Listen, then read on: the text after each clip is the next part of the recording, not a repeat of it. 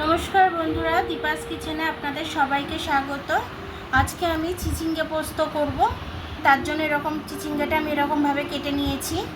এরকম একটু চিচিঙ্গাটা এরকম দেখতে বলে অনেকে খেতে চায় না, বলে সাপের মতো, বললে নাকি খেতে চায় না। কিন্তু এরকমভাবে পোস্ত করে আমি আজকে দেখাবো আপনাদেরকে। খেয়ে দেখবেন, খুব সুন্দর লাগে খেতে। তো চলুন আমি এটা কী করে বানাই দেখেন। চিচিঙ্গাগুলো আমি তেলে ভেজে নেবো। এবারে নুনটা দিয়ে দিলাম।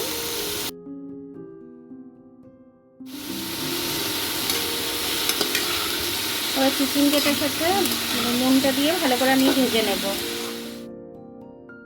আমি এটা চাপা দিয়ে দিচ্ছি এখন, তাড়াতাড়ি হবে বলে।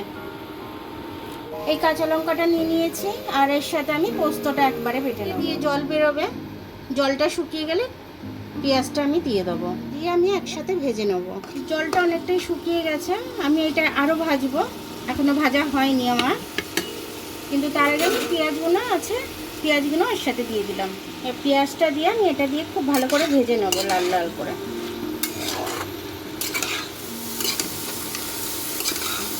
আমার এটা ভাজা হয়ে আসছে, ভাজাটা আরও একটু হবে। আমি একটু হলুদ দিয়ে দেবো। এবার আমি একটু নেড়ে নেব, হলুদটা দিয়ে মিশিয়ে নেব। পোস্ত আর লঙ্কাটা আমি বেটে নেব। এটা একটু নেড়ে নিচ্ছি আমি। দেখুন ঝিঙেটা আমি ভেজেছি, কতটুকু হয়ে গেছে, একদম কমে গিয়ে। আরেও ভাজতে পারলে ভালো হয়, কিন্তু আমি আর একটু ভাজবো না, পোস্তটা দিয়ে দেবো। পোস্ত আর লঙ্কা বাটাটা দিয়ে দিলাম। এটা গরম জল দিয়ে আমি একটু ওয়াশ করে নিলাম। এটা রান্নাতে গরম জল করে দিলে রান্নার কিন্তু স্বাদটা দ্বিগুণ বেড়ে যায়। মিক্সিটা ধুয়ে পুরো জলটাই দিয়ে দেবো। একটু পোস্তটা দিয়ে আমি কষে নেবো।